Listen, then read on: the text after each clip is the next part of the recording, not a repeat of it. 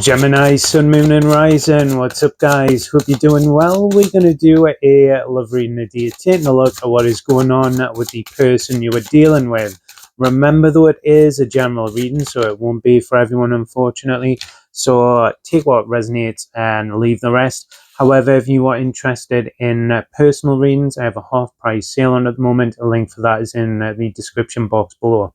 Also, apologies if my voice sounds weird or I end up having to cough during the reading. I'm still getting over a chest infection and pretty much been sick for a week. This one's to come out. Someone is making a decision or choice, finally. However, put that there. That is good. But the overall energy and focus of the reading is the Seven of Cups and the Eight of Swords, which seems to mean that you guys have absolutely no idea what is going on in the situation. I think for some of you, don't even know if you're coming or going, and there's a complete lack of clarity around what is going on with this other person. Could be an Aries. There could be something they're deciding between different paths or third-party energy. Doesn't have to be another person, but there's maybe no communication or silence around this issue. They're keeping you, the problem is they're kind of keeping you in the dark, but we still feel very connected to this person or this situation, but we have no idea where their head's at or what direction this is going down. That energy does seem to be moving into the Two of Wands, which is good. I think that you're starting to move into a very frustrated energy, though, because of their lack of communication or action. They're not keeping you in the loop with what's going on.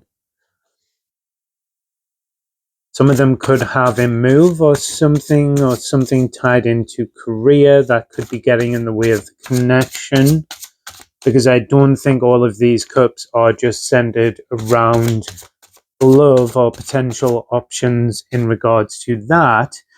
Blocks and challenges here are the Nine of Pentacles. So this person is much more, or has been much more, focused on themselves, potentially their career as well. I don't think this is someone you're like in a connection with. Someone who could be quite resistant or evasive when it comes to relationships and connections. There also could be some rumors surrounding the situation, maybe gossip.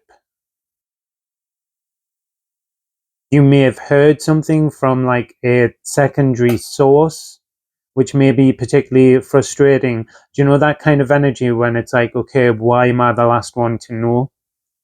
Why does Karen in finance know this, but I don't? They also could have a bit of an ego here. We've got the Hierophant, definitely someone who has commitment issues. And we've got the Wheel of Fortune as well, Taurus, Sagittarius, and Pisces energy. This person is very evasive when it comes to making a solid commitment. They definitely, there is a bit of ego in the way there. That is also as well a lack of ability to be able to put themselves in your shoes and see how them putting you in this Seven of Cups and Eight of Swords energy makes you feel. And I keep getting something around you always feeling like you're the last to know, or you're like right at the back of the queue.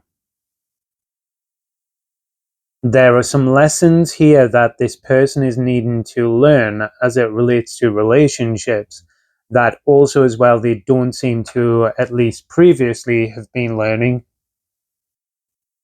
And they've been treating the situation with yourself. So this could be a situationship, something very casual, where it's not just that this person won't make like a solid commitment. They won't give you like a solid answer, a yes or a no. anything sort of serious or based around feelings, anything deeper, they tend to like sidestep and distract. And they could have something going on in their career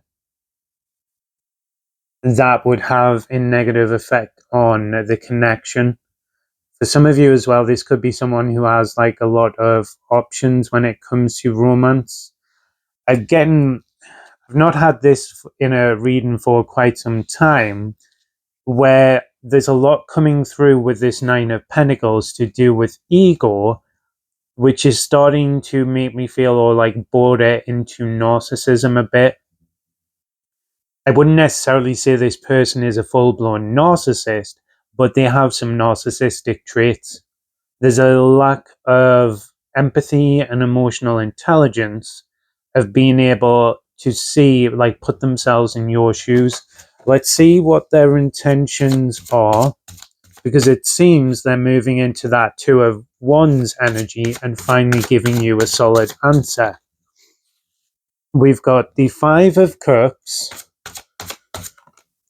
We've got the Page of Pentacles, so they are offering us something tangible, something solid with that Page of Pentacles, although it is smaller.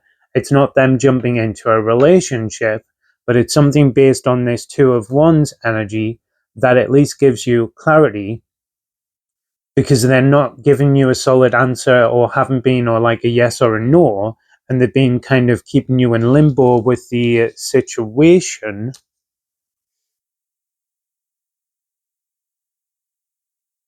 There is something here, it does feel like they're not 100% ready to give up, or it's hard to let go of it, which I think is more to do with this Nine of Pentacles energy, to do, because it's that kind of like eternal bachelor vibe. So giving up their independence, but they're trying to offer you something more tangible, finally, with that Two of Wands energy. But it does still feel, or at least that's the intention, it does still feel that the situation has a kind of long way to go, but it's something. Something is better than nothing.